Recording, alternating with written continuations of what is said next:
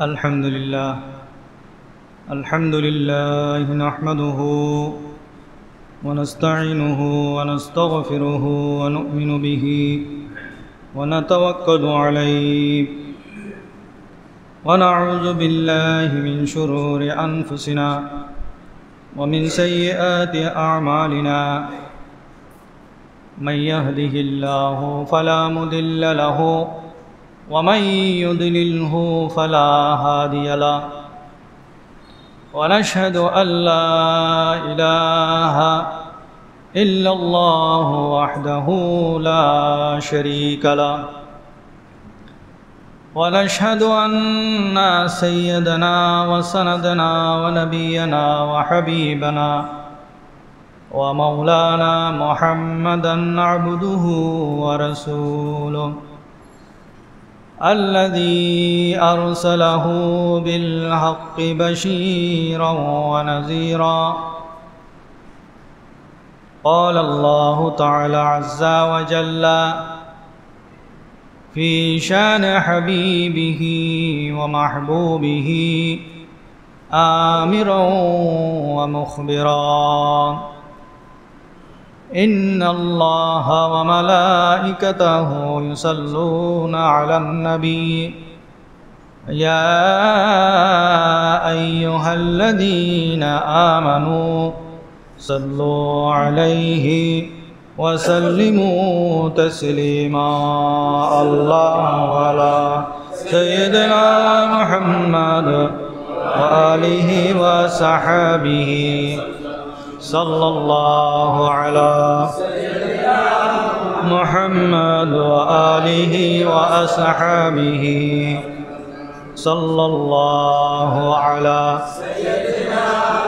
وآله وصحابه وسلم أعوذ بالله من الشيطان الرجيم بسم الله الرحمن الرحيم قل إن صلاتي ونسكي ومحياي ومماتي لله رب العالمين لا شريك له وبذلك أمرت وأنا أول المسلمين صدق الله مولانا العظيم وصدق رسوله النبي الكريم ونحن على ذلك لمن الشاهدين والشاكرين والحمد لله رب العالمين ربي صل وسلم وبارك عليه আলহামদুলিল্লাহ। আজকে পবিত্র জিলহজ মাসের প্রথম জুমা, আর 2 দিন পরে ইনশাআল্লাহ পবিত্র ঈদুল আজহা। আমি সূরা আনআমের 162 এবং 63 নম্বর আয়াত তেলাওয়াত করেছি। যে আয়াত দুটি কোরবানির পশু জবে করার সময় ওই দোয়ার মধ্যে সন্নিবেশিত করা হয়েছে। কুল ইন্নাস সালাতি ওয়া নুসুকি ওয়া মাহইয়ায়া ওয়া মামাতি লিল্লাহি রাব্বিল আলামিন লা শারীকা লাহু ওয়া বিযালিকা উমিরতু ওয়া আনা আউয়ালুল মুসলিমিন। কোরবানি পূর্বের যুগেও ছিল, আমাদের নবীজিও কোরবানি করেছেন। মদিনার জীবনে নবী করিম সাল্লাল্লাহু আলাইহি ওয়াসাল্লাম প্রতি বছর কোরবানি করেছেন, বরং প্রতি বছর দুইটি পশু আল্লাহর প্যারা হাবিব সাল্লাল্লাহু আলাইহি ওয়াসাল্লাম কোরবানি করেছেন। যদি প্রশ্ন করা হয়, ইয়া রাসূলুল্লাহ, আপনি 2টি পশু কেন জবে করেছেন? উত্তর আসবে, একটি পশু আমি আমার পক্ষ থেকে, আর একটি পশু আমার উম্মতের পক্ষ থেকে। সবাই বলেন সুবহানাল্লাহ।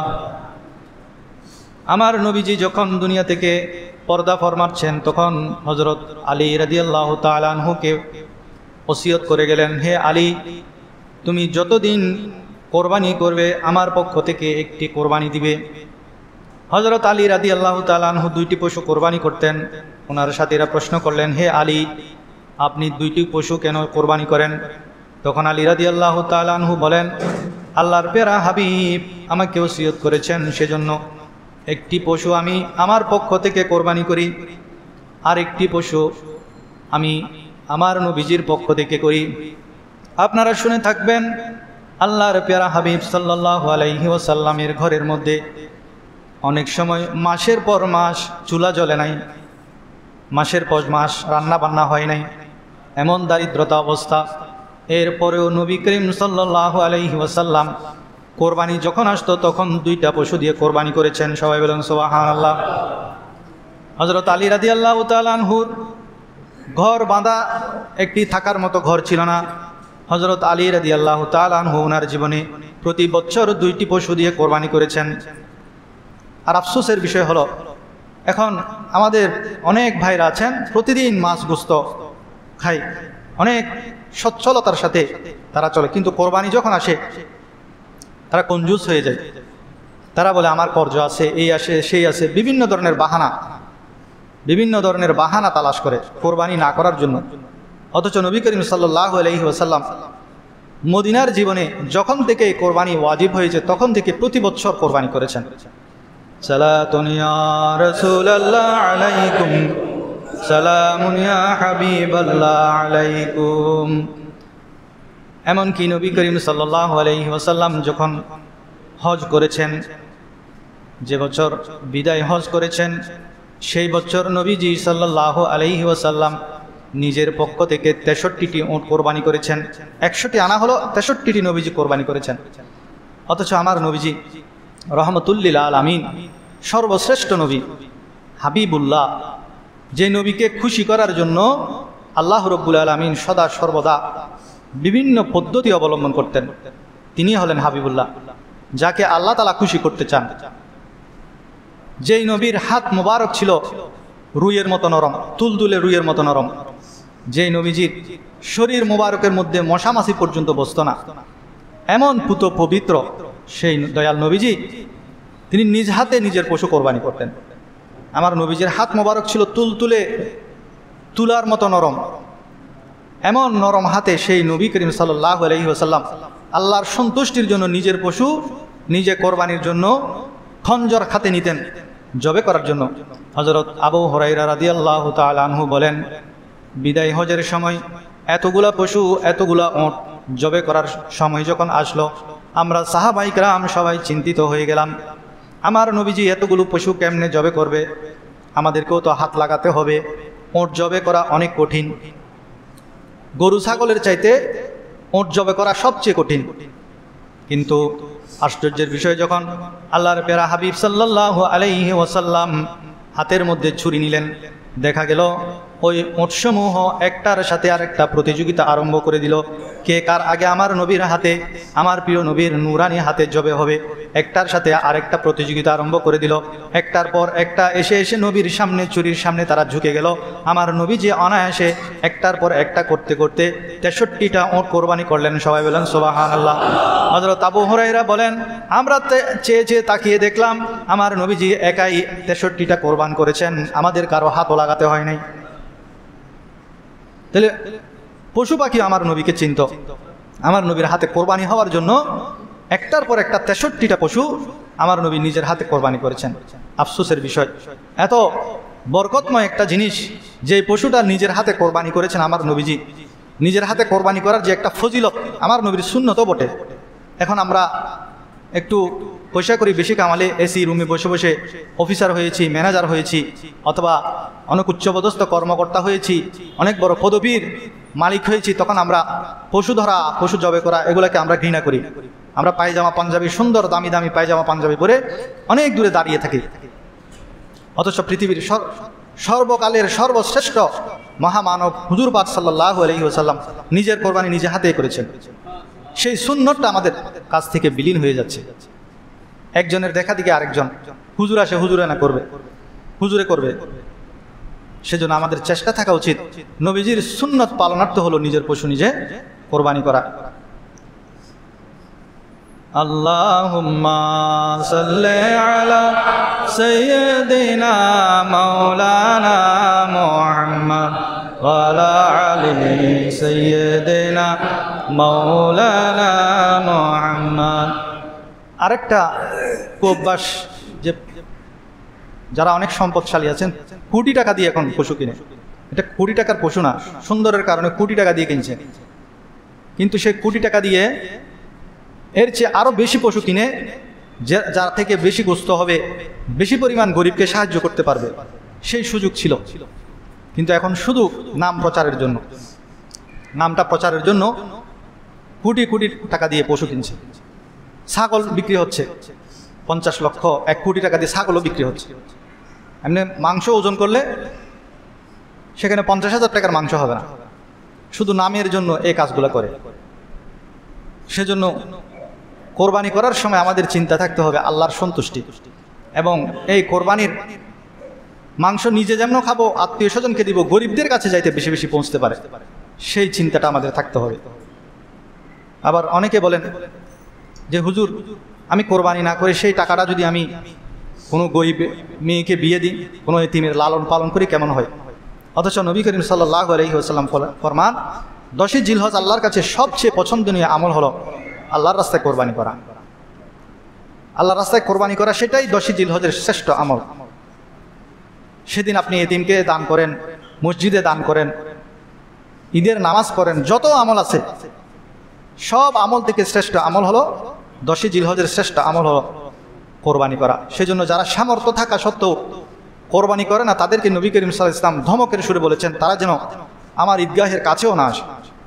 সেজন্য যাদের সামর্থ্য আছে, আমি গত জুমায় বলেছি কাদের উপর কোরবানি ওয়াজিব, প্রত্যেকে আলাদা আলাদা করে নিজ নিজ হিসাব যদি করেন দেখবেন অধিকাংশ মানুষের উপর কোরবানি ওয়াজিব। অনেক ছাত্র আছে তার উপরও কোরবানি ওয়াজিব হয়ে যায়, অনেক মহিলা আছে ঘরের মধ্যে কোরবানি ওয়াজিব হয়ে গেছে, সে জানে না।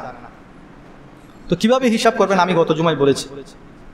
তো এই কোরবানি শুদ্ধ হওয়ার জন্য আমাদের কয়েকটি কাজ করতে হবে। 1 নম্বর কাজ হলো নিয়তকে শুদ্ধ করতে হবে। সূরা আনআমের যে আয়াত দুটি আমি তেলাওয়াত করেছি সেখানেই আল্লাহ তাআলা এই কথাটি বলেছেন। আল্লাহ তাআলা বলছেন ইন্নাস সালাতি ওয়া নুসুকি ওয়া মাহইয়ায়া ওয়া মামাতি লিল্লাহি রাব্বিল আলামিন। আমাদের নামাজ আল্লাহর জন্য, আমার কোরবানি হবে আল্লাহর জন্য, আমাদের জীবন মরণ হবে আল্লাহর জন্য। আর কোরবানির সবচেয়ে বড় শিক্ষা এটাই যে আমরা কোরবানি করব একমাত্র আল্লাহর রেজামন্দির জন্য, আল্লাহর সন্তুষ্টির জন্য। সেখানে আমাদের বাহবা পাওয়ার নিয়ত থাকবে না, মানুষকে দেখানোর নিয়ত থাকবে না, সমাজের মধ্যে নিজেকে উচ্চ পর্যায়ের প্রকাশ করার নিয়ত থাকবে না, লোক দেখানোর নিয়ত থাকবে না, বরং আমাদের একমাত্র নিয়ত হতে হবে আল্লাহর সন্তুষ্টি, আল্লাহর রেজামন্দি। নিয়ত সম্পর্কে বুখারী শরীফ কোরআনের পরে সবচেয়ে গ্রহণযোগ্য কিতাব। এই বুখারী শরীফের প্রথম হাদিসই হলো ইন্নামাল আমালু বিন্নিয়াত ওয়া ইন্নামা লিকুল্লি ইমরিইম মা নাওয়া। অর্থাৎ প্রত্যেক আমলের প্রতিদান হবে নিয়ত অনুযায়ী। আপনি নিয়ত যদি শুদ্ধ থাকে সেটার প্রতিদান আপনি আপনার নিয়ত অনুযায়ী ভালো প্রতিদান পাবেন, আর যদি আপনার নিয়ত খারাপ হয় তাহলে আপনি সেটার প্রতিদান পাবেন না। আর মানুষ তার নিয়ত অনুযায়ী তার আমলের প্রতিফল পাবে। এখন আপনি চিন্তা করে দেখেন, আপনি যে পশু কিনতে গিয়েছেন আপনার নিয়তটা কি? অনেক ধরনের নিয়ত থাকে। আর দ্বিতীয় নম্বর কাজ হলো, 2 নং কাজ হলো হালাল টাকায় কোরবানি করা। তিরমিজি শরীফের 1 নম্বর হাদিস, ওটা ছিল বুখারী শরীফের 1 নম্বর হাদিস। আর তিরমিজি শরীফের 1 নম্বর হাদিস কি? লা তুকবালুস সালাত বিগাইরি তুহুরিন ওয়ালা সাদাকাতুন মিন গুলুল। আল্লাহর প্যারা হাবিব বলেন পবিত্রতা ছাড়া নামাজ কবুল হয় না, আর হারাম উপায়ে প্রাপ্ত মালের সদকা কবুল হয় না। হারাম উপায়ে মাল উপার্জন করে সেটা দিয়ে সদকা করেন, কোরবানি করেন, জাকাত দেন, ফিতরা দেন, মসজিদে দান করেন, মাদ্রাসায় দান করেন। আল্লাহ রাব্বুল আলামিন তো পবিত্র। আপনি যখন সদকা করছেন, হাদিস শরীফে আছে আল্লাহর কুদরতি ডান হাতে সেটা গ্রহণ করে। এখন সেটা যদি নাপাক ইনকাম হয়, সেটা যদি হারাম ইনকাম হয়, সেটা যদি হারাম কোরবানি হয়, আল্লাহ তাআলা সেটা গ্রহণ করবেন না। সেজন্য আমাদেরকে সেটা খেয়াল রাখতে হবে। আবার মুসলিম শরীফের 2218 নম্বর হাদিসের মধ্যে আছে ইন্নাল্লাহা তাইয়্যিবুন লা ইউকবালু ইল্লা তাইয়্যিবান। আল্লাহ রাব্বুল আলামিন পবিত্র, তিনি পবিত্র ছাড়া অন্য কিছু কবুল করেন না। সুতরাং যাদের হালাল ইনকাম আছে তারা যদি কোরবানি করেন, হারাম যদি থাকে, আপনার হালাল কোনো সোর্স যদি থাকে, আপনার মানুষের এখন ইনকামের সোর্স অনেকগুলা, আপনি চেষ্টা করবেন কোরবানি যেটা করবেন আপনার হালাল সোর্স থেকে সেই টাকাটা দেওয়ার জন্য, তাহলেই আপনার কোরবানি কবুল হবে। ধরেন আপনি কোনো অন্যায়ভাবে জুলুম করে কোনো টাকা ইনকাম করেছেন, কিন্তু আবার পাশাপাশি আপনার হালাল ব্যবসা আছে, তাহলে ওই হালাল ইনকাম যেটা আছে সেখান থেকে আপনি কি করবেন? কোরবানি করবেন। তাহলে আপনার কোরবান কবুল হওয়ার সম্ভাবনা রয়েছে।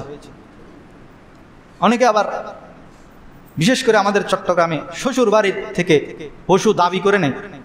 একটা হলো উপহার দিয়া, হাদিয়া দিয়া নিয়ে, এটা জায়েজ আছে। হাদিয়া দিয়া নিয়ে সেটা জায়েজ আছে। হাদিয়ার মাধ্যমে মহব্বত বাড়ে। এই হাদিয়ার মধ্যে কোনো চাপাচাপি নেই।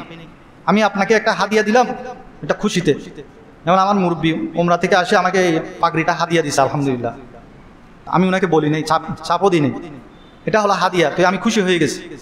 সেরকম আপনার শ্বশুর বাড়ি থেকে যদি হাদিয়া দেয়, খুশিতে দেয়, কোনো চাপাচাপি নেই, ননদ শাশুড়ির পক্ষ থেকে কোনো ধরনের কি নেই, চাপ সৃষ্টি করে নাই, এবং আপনার শ্বশুর পক্ষ অবস্থা সম্পন্ন, উনি দিয়েই খুশি হচ্ছেন।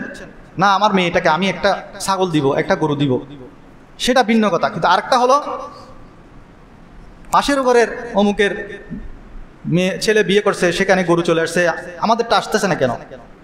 আপনার মহিলারা বলছেন, আপনার স্ত্রীকে বলছেন যে কিরে ওই তোর ফোয়াল্লায় বউ এনে দে, গরু চল দিঘিলি, তোর কোনো খবর নাই, তোর মা বাবার খবর নাই, তোর ভাইয়ের খবর নাই।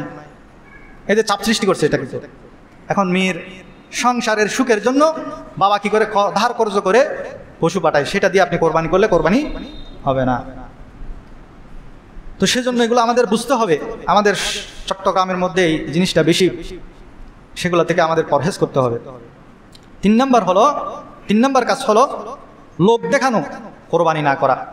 তিরমিজি শরীফের 2382 নম্বর হাদিস, যে হাদিসটা বর্ণনা করতে হযরত আবু হুরায়রা রাদিয়াল্লাহু তাআলা 4 বার বেহুশ হয়েছেন। হযরত সুফাই আল আসবাহি রাহমাতুল্লাহ আলাইহি, উনি একজন তাবী। উনি একদিন দেখলেন একটা জায়গার মধ্যে অনেকজন লোক একটা লোককে ঘিরে ধরেছেন। উনি গিয়ে জিজ্ঞেস করছেন, উনি কে? বলে যে উনি হলো আবু হুরায়রা রাদিয়াল্লাহু তাআলা। তখন সুফাই আল আসবাহি রাহমাতুল্লাহ আলাইহি আবু হুরায়রা রাদিয়াল্লাহু তাআলার কাছে গিয়ে বসলেন। যখন লোকজন কমে গেল, উনি আবু হুরায়রা রাদিয়াল্লাহু তাআলাকে বললেন যে হুজুর, আপনি আমার নবীজির জবান থেকে সরাসরি শুধু আপনি একটা হাদিস যে শুনেছেন সেরকম একটা হাদিস আমাকে বলেন। তখন নবী করিম সাল্লাল্লাহু আলাইহি ওয়াসাল্লামের একটা হাদিস আবু হুরায়রা রাদিয়াল্লাহু তাআলা বলছে যে হ্যাঁ, আমার নবী একদিন একটা ঘরের মধ্যে শুধু আমি আর আমার নবীজি ছিল, আর কেউ ছিল না। তখন আমার নবীজি আমাকে একটা হাদিস বলেছেন, একটা কথা বলেছেন, সেটা বলেই উনি বেহুশ হয়ে গেছে। তাড়াতাড়ি লোকজন এসে ওনাকে পানি টানি দিয়ে হুঁশ যখন ফিরল, তখন আবার ওই হাদিসটা বর্ণনা করতে যাবেন, আবার বেহুশ হয়ে গেলেন। এভাবে দীর্ঘ হাদিস, এটা আমি সংক্ষেপে বলছি। এই হাদিসটা আপনারা তিরমিজি শরীফের 382 নম্বর হাদিস। পরপর 4 বার বেহুশ হয়েছেন। 4র্থবার যখন তিনি হুঁশ ফিরল, আবু হুরায়রা রাদিয়াল্লাহু তাআলা আনহু বলেন যে একদিন একটি ঘরের মধ্যে আমি এবং আল্লাহর প্যারা হাবিব ছিলাম। আমার নবীজি আমাকে বললেন, আমি অত্যন্ত মনোযোগ দিয়ে শুনলাম। আল্লাহর প্যারা হাবিব বলেন যে কিয়ামতের দিন আল্লাহ রব্বুল আলামিন যখন বিচার কার্য শুরু করবেন, হিসাব নিকাশ শুরু করবেন, তখন সর্বপ্রথম আল্লাহ রব্বুল আলামিন কিছু আলেমকে ডাকবেন, হাফেজকে ডাকবেন, কোরআনের জ্ঞান যাদের আছে তাদেরকে ডাকবেন। ডেকে তাদেরকে জিজ্ঞেস করবেন, তোমাকে আমি কোরআনের ইলম দিয়েছি, হাফেজ বানিয়েছি, তোমাকে ইলম দিয়েছি, আলেম বানিয়েছি, তুমি এগুলা কি কাজে ব্যবহার করেছ? তখন সে বলবে, হে আল্লাহ, আমি তো এই ইলমগুলা মানুষের কাছে প্রচার করেছি, আমি তো বেশি বেশি কোরআন তেলাওয়াত করেছি, আমি তো সুন্দর করে কোরআন তেলাওয়াত করেছি। তখন আল্লাহ তাআলা তাকে বলবেন, তুমি মিথ্যা কথা বলছো, তুমি সুন্দর করে কোরআন তেলাওয়াত করেছো যাতে তোমাকে মানুষ কারি বলে, তুমি মানুষের মাঝে দিন প্রচার করেছো যাতে মানুষ তোমাকে বড় আলেম বলে, বড় মুফতি বলে, যাতে তোমাকে বেশি বেশি দাওয়াত দেয়। সেরকম আছে না? এখন ইলম নাই, কিন্তু ওয়াজের মাহফিলের মধ্যে 1 লক্ষ 1.5 লক্ষ টাকা তাদের ফিস।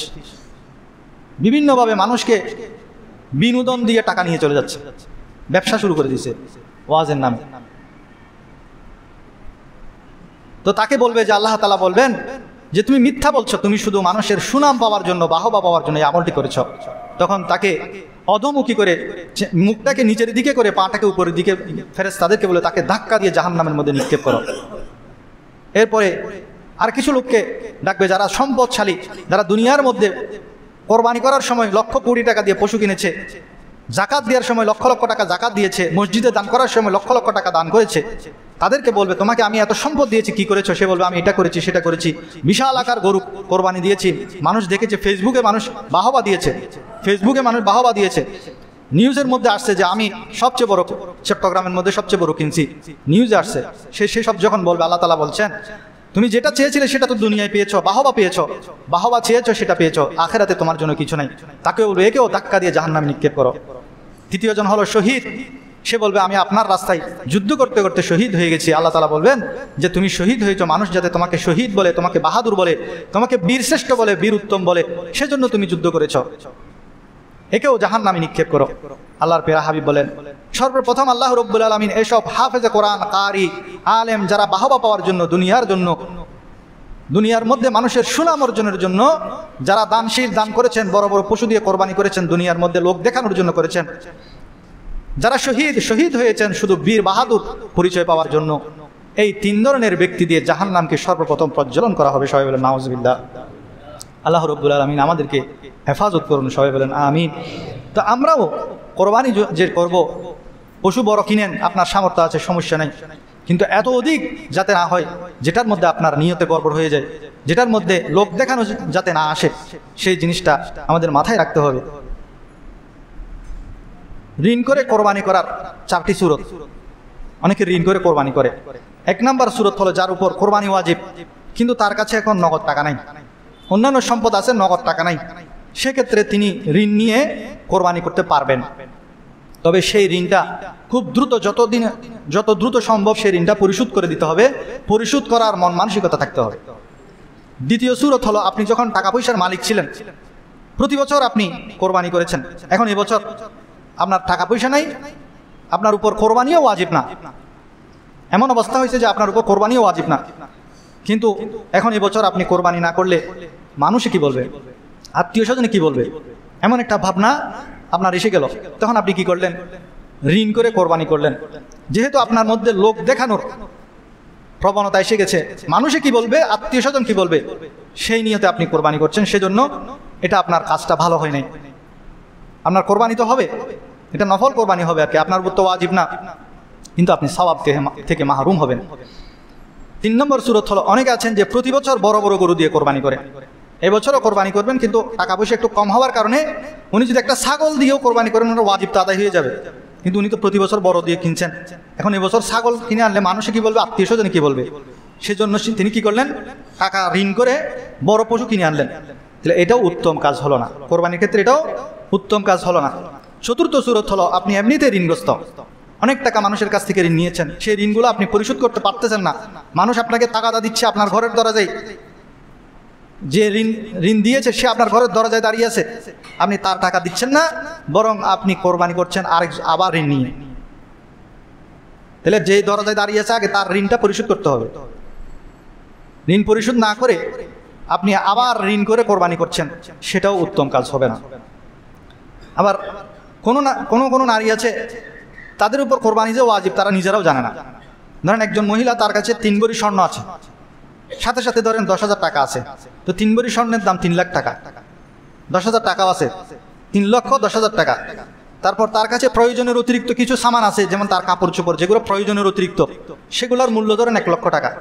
এভাবে হিসাব করলে তো দেখা যাচ্ছে একজন মহিলার 5 লক্ষ টাকার সম্পদ আছে, কিন্তু সে বলছে আমার কাছে তো 7.5 ভরি স্বর্ণ নেই, আমি কোরবানি কেন করব? 7.5 ভরি স্বর্ণ তখন হিসাব করবে যখন তার কাছে স্বর্ণ ছাড়া আর কোনো সম্পদ নেই, শুধু স্বর্ণই আছে। তার কাছে ধরেন 5 ভরি স্বর্ণ আছে, প্রয়োজনের অতিরিক্ত কোনো সম্পদ নাই, নগদ টাকাও নাই, রূপাও নাই, ব্যবসার মালও নেই, তখন তার উপর কোরবানি ওয়াজিব না।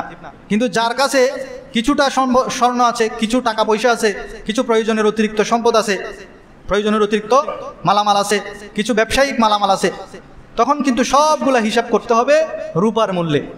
তো রূপার মূল্য হিসেবে 52 তোলা রূপার দাম 1 লক্ষ বা 1,10,000 টাকা, সেই হিসাবে ওই মহিলার উপর কোরবানি ওয়াজিব।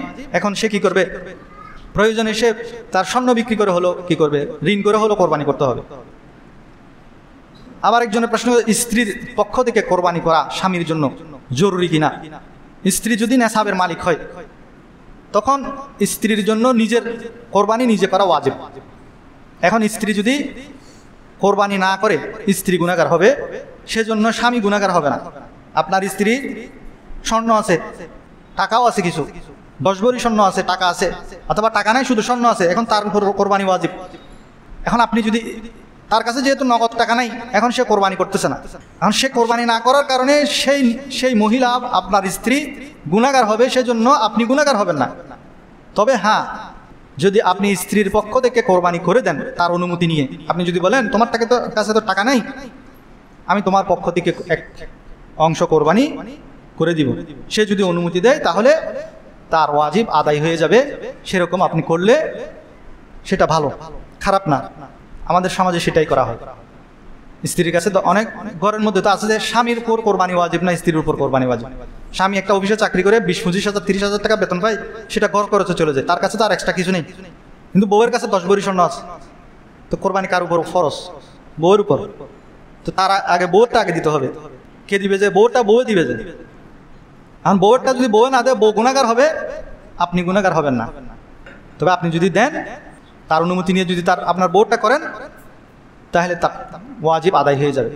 আমাদের আগামী সোমবারে তো ঈদুল আজহার নামাজ। ঈদুল আজহার নামাজ টাইম মানে একটু হইলে ভালো।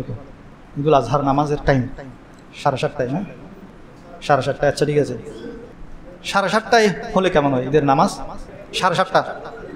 আচ্ছা ঠিক আছে, যেহেতু সবার কাজ আছে 7:30 ইনশাল্লাহ। লাস্টে আমি আবার বলে দিব 7:30 ঈদের নামাজ, মনে রাখবেন। তারপর আরেকটা হলো, আমাদের ভাগে যারা কোরবানি করেন, ধরেন একটা অংশের মধ্যে 2 ভাই অংশগ্রহণ করছে, 2 ভাই, দোনো ভাই 10,000 করে 20,000 টাকা দিছে এক হিচ্ছার জন্য। এখন দোনো ভাই তো অংশীদার, তো সেক্ষেত্রে মাসালা হলো এই 2 ভাইয়ে মিলে 20,000 টাকা নিয়ে এই 20,000 টাকা এক ভাইকে মালিক করে দিতে হবে। আপনারা 2 ভাইয়ে মিলে এক হিচ্ছা নিচ্ছেন আর কি, কোরবানি এক হিচ্ছা। তো 2 ভাইয়ে এক হিচ্ছা নিলে এক হিচ্ছার মধ্যে 2 জনের নাম দেওয়া যাবে না, একজনের নাম দেওয়া যাবে। সেজন্য দোনো ভাইয়ে 10,000 করে তারা কি করবে? দোনো ভাইয়ের টাকা একজনকে মালিক করে দিবে, যে বড় ভাই তাকে মালিক করে দিবে, আর যে ছোট তাকে মালিক করে দিবে। তারপর সে একজনের পক্ষ থেকে সেই টাকাটা দিবে, এক হিচ্ছা নিয়ে এসে এবার আপনারা দুজনে ভাগ করেন, সমস্যা নেই। কিন্তু হিচ্ছা নিতে পারবে, একটা নামও হবে একজনের। এখন সেখানে গিয়ে আপনি যদি বলেন আমরা 2 ভাইয়ে দিচ্ছি 2 নাম, এক হিচ্ছা তো 2 নাম হবে না, এক হিচ্ছার মধ্যে এক নাম হবে। তারপর আরেকটা হলো কোরবানির অংশীদার, আরেকটা ভুল হলো, একটা উদাহরণ দিলে বুঝবেন। 7 জনে মিলে 35,000 টাকা দিয়ে একটি গরু কিনলো, 6 জনে দিছে 5,000 টাকা করে। 6 জনে দিছে 5,000 টাকা করে, কত? 30,000 টাকা। আরেকজনে বলে যে ভাই আমি তো গরিব, আমার কাছে আছে যে 3,000 টাকা, আমার কাছে আছে 3,000 টাকা। তো তখন আরেকজন, ওই 6 জনের মধ্যে একজন বলে আচ্ছা ঠিক আছে, আর 2,000 আমি দিব, ওই 2,000-এর বস্তু আমি নিয়ে যাব। এখন যে 3,000 টাকা দিছে সে পুরো এক অংশের টাকা দেয় নাই, যার কারণে এক হিচ্ছার পরিপূর্ণ মালিক না হওয়ার কারণে কারো কোরবানি হবে না। কমপক্ষে এক হিচ্ছা অংশগ্রহণ করতে হবে। যারা ভাগে করবেন, এক হিচ্ছার কমে টাকা দিলে সেটা হবে না, কমপক্ষে এক হিচ্ছার অংশগ্রহণ করতে হবে। এখন আপনি যদি এক হিচ্ছার মূল্য 13,000 হয়, আপনি সেখানে 10,000 দেন আর 3,000 টাকা আরেকজনে দেন, তাহলে এই হিচ্ছাটা সবার অংশের মধ্যে ঢুকে যাবে। সেজন্য অংশীদার যখন হবেন, কমপক্ষে এক হিচ্ছার অংশীদার হবে। আরেকজন প্রশ্ন করছেন, আমি প্রতি বছর কোরবানি করি এবং গরু নিই, সেখানে আমার মা বাবার পক্ষ থেকে, মৃত মা বাবার পক্ষ থেকেও সেটা নফল কোরবানি করি। মানে আমার ভাই একটা আবার ঢাকা থাকে, সেও আমার মা বাবার পক্ষ থেকে এক ইচ্ছা করে, মায়ের জন্য এক ইচ্ছা, বাবার জন্য এক ইচ্ছা। এখন 2 জায়গায় আমিও দিচ্ছি, মায়ের পক্ষ থেকে, বাবার পক্ষ থেকে, আমার ভাইও দিচ্ছে, সেক্ষেত্রে কোনো সমস্যা হবে কিনা? না, কোনো সমস্যা হবে না, কারণ এটা তো অতিরিক্ত নফল হিসাবে আপনি করতেছেন। যেহেতু নফল হিসাবে করতেছেন, সেহেতু আপনি মা বাবার পক্ষ থেকে দিলে সেটা সওয়াবও যেমন আপনার মা বাবা পাবে, আপনার ভাই যে মা বাবার পক্ষ থেকে দিচ্ছে সেটার সওয়াব আপনার মা বাবা পাবে। আবার ঈদুল আজহার দিন আমরা কিছু জিনিস বর্জন করব। নাম্বার 1, গোশত খাওয়ার নিয়ত আমাদের বর্জন করতে হবে। নাম্বার 2, হারাম উপার্জনের টাকায় কোরবানি করার নিয়ত বর্জন করতে হবে। আপনি যদি হারাম ইনকাম থাকে, কোরবানি করেছেন, আপনি চেষ্টা করবেন আপনার কোনো ইনকাম সোর্স যদি হালাল পন্থায় থাকে সেখান থেকে কোরবানি করার। নাম্বার 3, এবার গরুটা কিনে ঠকছি, এই ধরনের কথা বলা থেকে বিরত থাকবেন। নাম্বার 4, প্রতি বছর কোরবানি করছি, এবছর কোরবানি না করলে মানুষে কি বলবে, এই ধরনের কথা থেকে বিরত থাকবেন। এবছর টাকা পয়সা নাই, যদি কোরবানি না করি ছেলে মেয়েগুলা মন খারাপ করবে, এই ধরনের কথাও বর্জন করবেন। তারপর পশুর ওজন পরিমাপ করে কেজি মূল্যে, যেটা এখন আস্তে আস্তে ট্রেন্ডিংয়ে চলে আসতেছে, কেজি মূল্যে গরু ক্রয় করে। তবে আপনি অনুমান করার জন্য ওজন করতে পারেন যাতে না ঠকেন, কিন্তু একদম কেজি মূল্যে কেজি এত টাকা ধরে এটা কিন্তু শরীয়তে জায়েজ নাই। 7 নম্বর, কম দামে কিনে বেশি দাম বলা, বেশি দামে কিনে কম দাম বলা, এটা থেকেও বিরত থাকতে হবে। লোক দেখানোর নিয়তে পশুর ছবি ফেসবুকের মধ্যে দেওয়া থেকে বিরত থাকতে হবে। জিলহজ মাসের চাঁদ উঠলে কোনো হালাল প্রাণী, বিশেষ করে মুরগি জবে করা যাবে না। জিলহজের চাঁদ উঠছে, মুরগির দোকান খালি গেছে। আমার এক ভাই ফোন করে বলছে যে এখানে নাকি মুরগির দোকান খালি গেছে, কারণ জিলহজ মাসে নাকি মুরগি জবে করতে পারবে না। এটা সম্পূর্ণ শরীয়ত বিরোধী কথা। জিলহজ মাসে মুরগি জবে করা যাবে, এমনকি কোরবানির দিনও করতে পারবেন, তবে সেটা ফজরের আগে করতে হবে। কোরবানির দিনও আপনি মুরগি জবে করতে পারবেন, কোরবানির নিয়তে না, খাবার নিয়তে করবেন আর কি। মুরগি দিয়ে তো আর কোরবানি হবে না। 10 নম্বর হলো কোরবানির পশুর রক্ত। অনেক কুসংস্কার আছে যে বাড়ির চতুর্দিকে ছিটাই বরকতের জন্য, জিন না আসার জন্য। পশুর রক্ত এটা কাফেররা করতো। কাফেররা পশু জবে করে সেটা রক্ত খাবা করে দেওয়ালে লিপ্ত। 11 নম্বর হলো সন্তান নিজে নেশাবের মালিক, সে নিজের পক্ষ থেকে না দিয়ে মা বাবার পক্ষ থেকে দেয়া। যে নেশাবের মালিক আগে সে নিজেরটা করবে, তারপরে অতিরিক্ত থাকলে সেটা দিয়ে মা বাবার জন্য করতে পারবেন। 12 নম্বর হলো কোরবানির সাথে আকিকা করা যাবে না বলে অনেকে মনে করেন, এটা ভুল ধারণা। কোরবানির সাথে আকিকা করা যাবে যাবে যাবে। অনেকে প্রশ্ন করছেন, এটা অনেকে ফোন করছেন, কোরবানির সাথে আকিকা করা যাবে যাবে না বলে একটা গ্রুপ এটা প্রচার করতেছে। এগুলো আগে শুনে যেত, কয়েক বছর ধরে মানুষকে বিভিন্ন আমাদের ইবাদতের মধ্যে এই ধরনের বিভ্রান্তিগুলো মিডিয়ার মাধ্যমে ছড়াচ্ছে, যেটা যুগ যুগ ধরে প্রতিষ্ঠিত, শতাব্দী শতাব্দী ধরে প্রতিষ্ঠিত এমন আমলগুলাকে আমাদের সন্দেহযুক্ত করে দিচ্ছে। সেজন্য তাদের কথা শুনবেন না। 13 নম্বর হলো গরুতে 7 ভাগ দেওয়া যাবে না বলেও অনেকে প্রচার করতেছে। অবশ্যই 7 ভাগ দেওয়া যাবে, ওটের মধ্যে 7 ভাগ দেওয়া যাবে। ছাগল ভেড়া এগুলোতে 1 ভাগ দেওয়া যাবে। মৃতদের পক্ষ থেকে কোরবানি করা যাবে না, এই ধরনের ভুল ফতোয়া দিচ্ছে। অবশ্যই আপনার কাছে যদি অতিরিক্ত থাকে, মৃতদের পক্ষ থেকে আপনি নফল কোরবানি করতে পারবেন।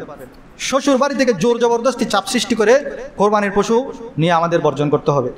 2 বছরের কম বয়সী গরু, মহিষ 2 বছরের কম বয়সী হলে সেটা দিয়ে কোরবানি হবে না।